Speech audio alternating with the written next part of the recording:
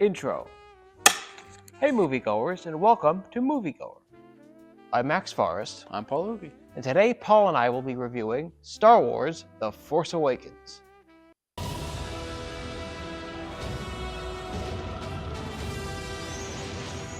The dark side. A Jedi.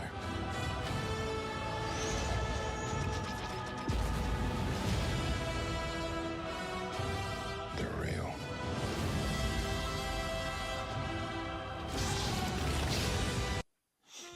Star Wars. Star Wars. I was going into the theater really excited, and what does it say? A long, long time ago in a galaxy far, far away? Yep. And then just Star Wars. Yep. I was just like, oh shit, this is it, let's go. So J.J. Abrams didn't want to do it, but then he heard of this one scene where the new characters in 7, 8, and 9, Rey and Finn, they hear, they're like, you're Han Solo, right? And it's like, Han Solo, Luke Skywalker, the Force? Like, this is all just stuff of legend. It's mythological. That is what turned him on to doing the movie. Oh, really? Yeah. Oh. And Rey is like, the Force is real? And Han Solo's like, it's all true. The Force, the Jedi, it's all true. All of it. Yeah. I love that. He said that was his in. That's why he wanted to make the movie. Oh, all right. So very early in the movie, we meet Poe Dameron, a Resistance pilot who's very funny, and he's a smart ass, and he's cocky. He's kind of our Han Solo. It's funny when he's talking to Kylo Ren. I'm pretty sure he's like, okay, so do you talk or do I talk? Or something like that. Yeah. Yeah, I thought that was funny. I liked him off the bat. Oscar Isaac is a great actor. Yeah. So, all thumbs up there. We meet Rey. She's very independent and intelligent. She lives on Jakku. Is that where she lives? Whatever. Yeah, It's a desert right, planet. And she's also a badass. These guys try to steal BB-8 from her, and she takes them all out with her staff. She's tech savvy. She can instantly drive the fly the Millennium Falcon, and she can fix parts on the ship too. She goes like into this underlayer, and she's messing with stuff. Yeah. So she's very tech savvy. She's independent. She's smart. She's a badass. I liked her. And of course, I think Daisy Ridley's great. So right in the beginning of the movie, the First Order is attacking this village. They're fighting back too. This really puts the wars in Star Wars right off the bat. Finn is a stormtrooper, and he and all the other stormtroopers are instructed to kill everybody in the village. They do, except for Finn. He doesn't kill them. This would start his arc from member of the First Order to hero of the Resistance. Paul, I'd like to think about what you think about these characters. Yeah, I mean, I like all the characters. You know, I didn't really have any major problems with them. They're all like kind of like adaptations of, the original trio that we all love. So it's very familiar territory, and I think it was a great place to start like a new trilogy. Something familiar, bring that nostalgia back, I liked Finn a lot. I was really looking forward to, his whole arc, which I can go into greater detail in my review if you want. So, I think Max said it pretty well so far, but this one's not too bad. I didn't really have any major gripes with it as a first movie in a new trilogy. The problems I had with the characters I thought would be developed or carried over, have some kind of meaning in the later entries. I'll try not to let the knowledge of the absolute blasphemy of what comes next ruin this one. So for this retrospective, I tried to put myself in the headspace I was in when this first came out. Star Wars has always been one of my favorite franchises. I love the originals, I enjoyed the prequels, I read a bunch of the books and comics, I love the expanded lore and the video games, a goldmine of amazing stories to adapt. Instead, Disney decides to erase it from canon. I remember being a little disappointed. My favorite expanded stories are no longer valid. How little we knew the travesties yet to come. But it's not the end of the world. I'll go into this with open mind. Maybe they'll adapt the Jason Solo storyline, but change a few things. Well, they kind of did, but made him Ben Solo and turned him into a whiny, moody man baby. But whatever. Anakin was moody too, so I accepted it because I expected some kind of character arc, some kind of development. So him being annoying didn't bother me. And him killing Han Solo was a big risk, but it made sense. The black-robed masked villain kills the mentor character in front of the group of heroes. I knew it was the start of something new, so I accepted all of it. Now, what really bothered me was the complete underutilization of the raid stunt team. Like I said, I wasn't still disappointed about the canon changing and all that, but when they announced they got the guys from the raid movies in this, I was amazed. I was so excited. Can you imagine the amazing fight choreography, but in Star Wars? The crazy cool moves with lightsabers, or those lightning baton things. The awesome force-enhanced martial arts. A totally new and unique fight style in a galaxy far, far away. Nope. Instead, they get trampled by a giant testicle. What a waste. What was the point? I guess it's not really points against the movie itself. They were just no-name smugglers that served the purpose for that part of the story. But why waste such a talented cast on stupid roles? So there was this scene with these monsters. I think they're called Rathtars. Yeah. I was so tuned out during that. Yeah, I was snoozing during that. That seemed so out of place. We didn't need that. Yeah. Yeah. I was not into that part. Plus, they didn't look real. Yeah. Yeah. So I think that could have been cut out. That's just a nitpick. Yeah. So we have Rey's backstory. Why did Luke Skywalker's lightsaber call to her? Why does she have incredible force powers? What is her backstory? I'll tell you what it is. We'll tell you what Rian Johnson said it is. Fucking nothing. Yeah. J.J. Abrams even said, I don't think people go to the movie theater to be told that nothing matters. Yeah. And he tried to fix it in the third movie and say that she's a Palpatine. Yeah. And it's like, no, you made your bed in the second movie. You can't undo it. So, yeah, that was ridiculous. Yeah. Ridiculous. So, then we have a kind of similar situation with who's supposed to be our big bad villain, Snoke.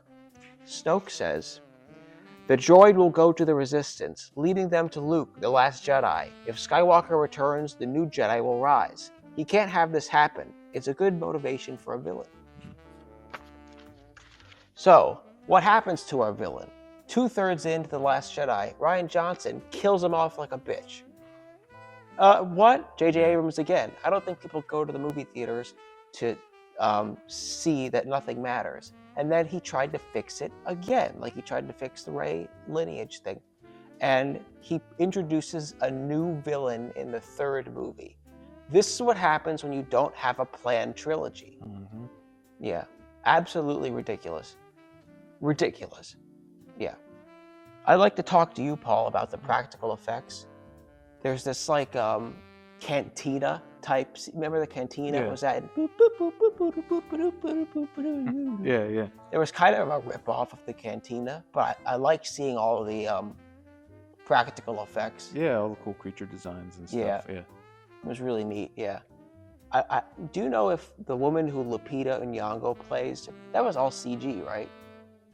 Oh, I'm not sure. Maybe they used a puppet on set or some shit. Yeah. I don't know. Yeah, but I thought that was cool. Brought us back to the original. Yeah. Yeah. Okay, so here are some great bits. Finn and Poe are both escaping from the First Order, and they break out in this ship. And Poe is piloting, and Finn is using the blaster, and he blasts a TIE fighter out of the sky. And they're like, woo, yeah! And it's very upbeat and peppy, and it really feels like Star Wars. I really like that part. Yeah. They're in the cantina kind of rip-off place, and one person goes, they're here, alert the Resistance. And then another person goes, they're here, alert the First Order. And so what you have is this giant clusterfuck, basically.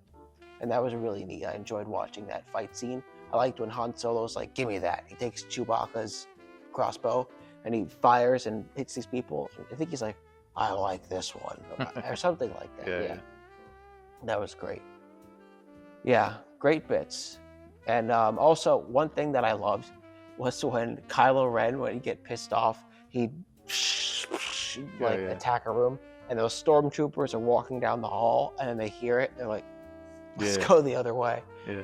That was funny.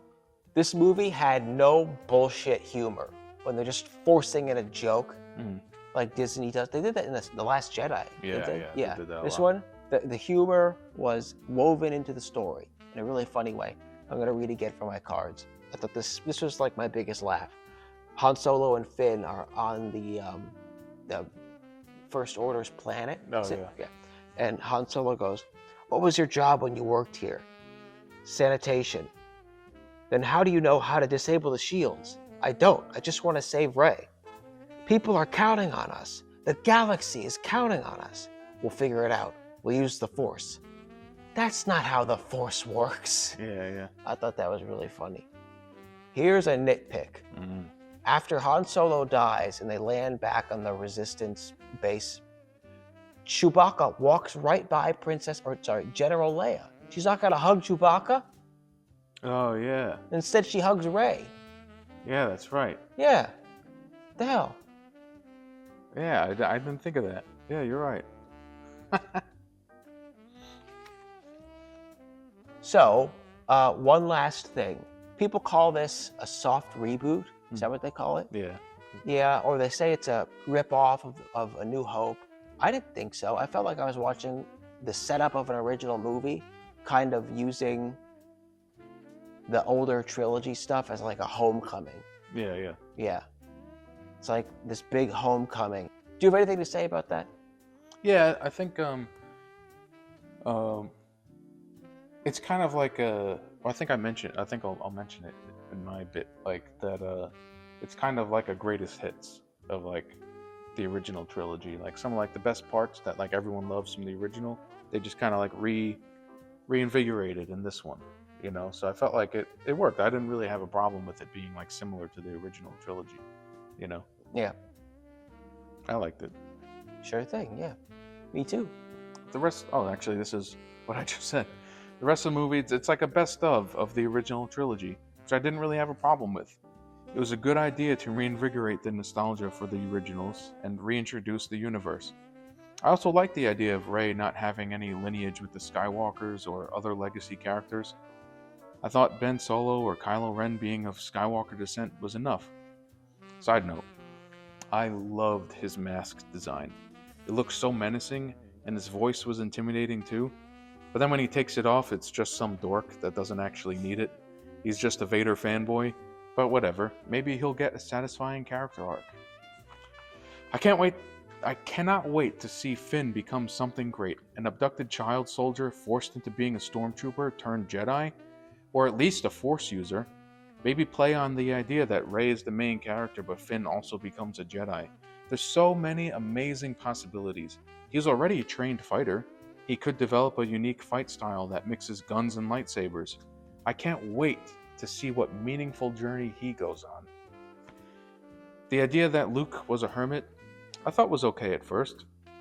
What could have possibly happened to cause Luke Skywalker, the guy that redeemed Darth Vader, helped save the galaxy and destroy the Empire, to give up all hope? It must have been something hugely important. Something so heartbreaking and powerful to break the man so strong-willed. I was genuinely curious to learn what was coming next. I was excited for the rest of the series. I think this setup is a bunch of cool arcs, had some interesting concepts worth exploring. Like there's gotta be an interesting explanation for how Maz got Luke's/Anakin's lightsaber. There's a mysterious new villain worth learning about. I'm a tiny bit disappointed that the original trio we all love can't be reunited on screen, but like I said, it's gotta be something huge to have Luke Skywalker sit this one out. Oh boy, I can't wait for the next one. Anyway, Force Awakens is like a 3.5 out of 5 for me. I said some sarcasm in the Force. Yeah. I forgot to do my verdict. Yeah, what did you? 4.5 out of 5. 4.5. I thought it was great. Yeah. Yeah, so I mean, I like this one. Like I said, you know, my thoughts on it, I tried to put myself back in, you know, however 10 years ago. Or it came out in Yeah. 2015, right? Yeah. Jesus, time. Yeah, I know. I try to remember what it was like when I first saw it in theaters with my friends and how excited we were to see the next one. All Yeah. these cool arcs that were set up, like, Only to be knocked down. yeah. Yeah. And all the marketing too, like Finn holding the lightsaber. Yeah. You know, I was like, that's such a cool idea. Stormtrooper turned Jedi, like that's cool. Yeah. You know, we'll do a full video on The Last Last Jedi. Jedi. So I'll save my gripes. I'll save my rant for that video. You know what's weird about The Last Jedi? It got great reviews, but terrible people's score. Yeah, you know, it was like extremely polarizing. Like some people said it was like the greatest thing ever or the worst thing ever. Great direction, even though the script was bad. I thought Rian Johnson's direction was really good. I mean, he's normally good. His other work is good. Like, I just don't know what the whole point of this script was. Like, I don't know what the whole point was dismantling everything that was set up. You know, like... Yeah, no, I know. You know, actually, this is a minor nitpick. Starkiller base. Now, anyone that grew up during the 360 era and played the Star Wars Force Unleashed, we all know Starkiller as Darth Vader's apprentice. So I was kind of annoyed that they called the planet Starkiller. Starkiller, like I said, Disney erased all the canon from the old lore and expanded universe, but you know, I just thought it was kind of weird that they called it Starkiller, even though Starkiller is Darth Vader's apprentice, but whatever. They could have come up with a new original name instead of reusing other stuff. Okay, want to call it? Yeah, sure. We did it. Okay. Outro. Thanks for watching, everybody. If you could subscribe, comment, and set notifications, that would be fantastic. Also, if you could click on the playlist, that would be great too.